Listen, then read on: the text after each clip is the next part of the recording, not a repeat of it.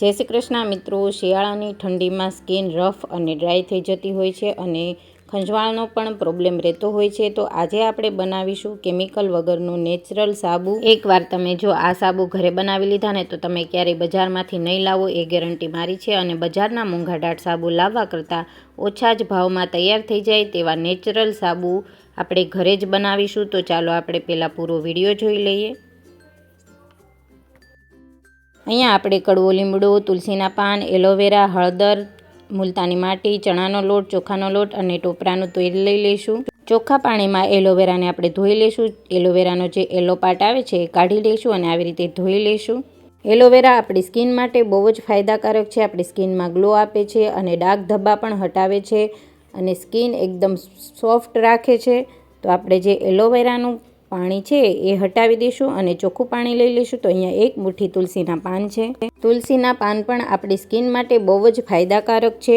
આપણે જે તુલસીના પાન ધોયા એ પાણી હટાવી અને ચોખ્ખું પાણી લઈ લઈશું અને 2 મુઠ્ઠી કડવો લીમડો લઈ લઈશું ને લીમડાને સારી રીતે ધોઈ લેવાનો છે.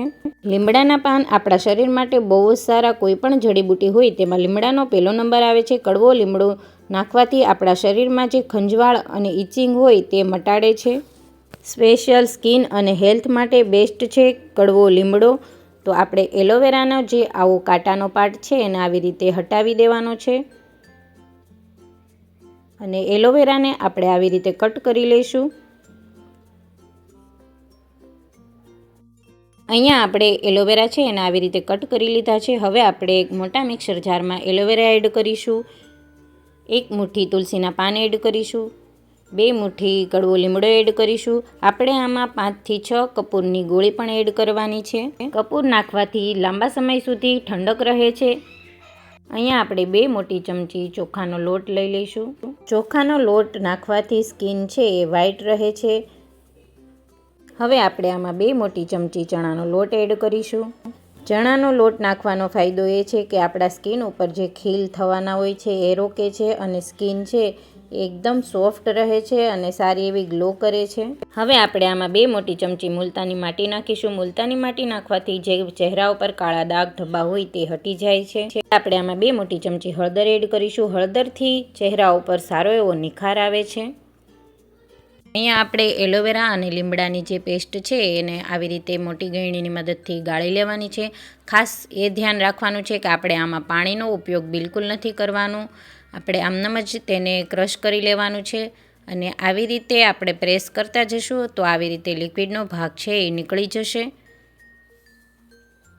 તમારી આગળ આવી ગળણી અવેલેબલ ન હોય તો તમે આ પેસ્ટ કોટનના કપડામાં એડ કરી અને આવી રીતનું લિક્વિડ કાઢી શકો છો. તો આપણે આવી રીતે પ્રેસ કરશું તો આ લિક્વિડ છે એ નીકળી જશે.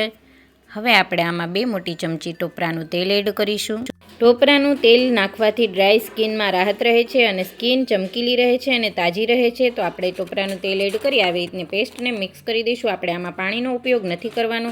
જો તમે પાણી એડ કરશો તો સાબુ છે એ સોફ્ટ રહી જશે.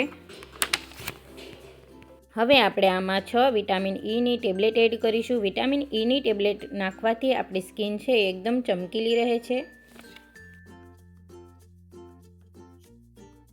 અહીંયા આપણે 500 ગ્રામ સાબુનો બેઝ લઈ લીધો છે. જો તમારે વધારે સાબુ બનાવવો હોય તો તમે કિલોનો પણ લઈ શકો છો. અને આ સાબુ બેઝ મેં ઓનલાઈન મંગાવ્યો છે. તમને આસાનીથી મળી જશે. ઓનલાઈન પણ મળી જશે અને ઓફલાઈન પણ મળી જશે. આપણે સાબુના બેઝને આવી રીતે કટ કરી લેવાનો છે. સાબુના બેઝની બેનિફિટ એ છે કે તમે તમારા સ્કિન ટોન પ્રમાણે સાબુ બનાવી શકો છો. તો આપણે એક સાબુ બેઝને આવી રીતે કટ કરી લઈશું. આવી રીતના પીસીસ છે એ તૈયાર થઈ ગયા છે. હવે આપણે એક કડાઈમાં ગરમ પાણી થવા રાખી દીધું હતું પહેલાં. હવે આપણે કડાઈમાં એ તપેલી રાખી અને આપણે સાબુ બેઝને એમાં એડ કરી દઈશું. ધીરે ધીરે આપણો સાબુ બેઝ છે એ ધીરે ધીરે પીઘળવા લાગશે. આવી રીતનું લિક્વિડ ફોર્મમાં તૈયાર થઈ જશે. હવે આપણે જે પેસ્ટ તૈયાર કરી છે એ સાબુ બેઝમાં એડ કરી દઈશું. આવી રીતે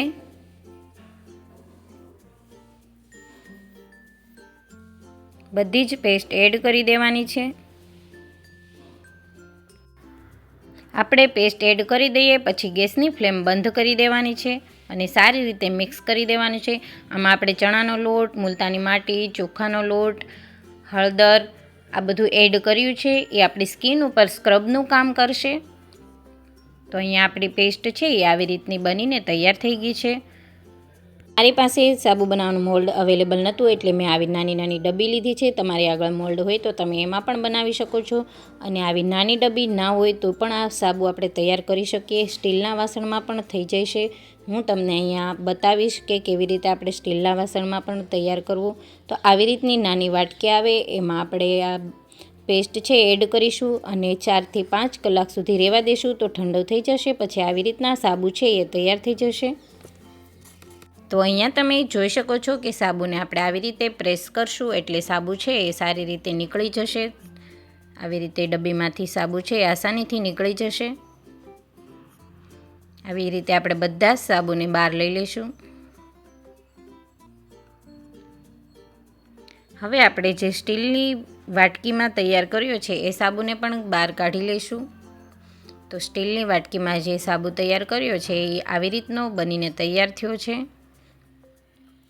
તો અહીંયા રેડી છે કેમિકલ વગરના નેચરલ સાબુ, જે તમે ઘરે આસાનીથી બનાવી શકો છો. આ સાબુથી તમે નાના બાળકોને પણ નવડાવી શકો છો. આ સાબુથી ખંજવાળ મટે છે, ઇચિંગ મટે છે. જો તમને મારો વિડીયો પસંદ આવ્યો હોય તો પ્લીઝ લાઇક કરજો, શેર કરજો, સબસ્ક્રાઈબ કરજો અને હા, બેલ આઇકન દબાવવાનું નહીં ભૂલતા. અને કોમેન્ટ કરીને જરૂરથી કહેજો કે તમને મારો સાબુવાળો વિડીયો કેવો લાગ્યો છે.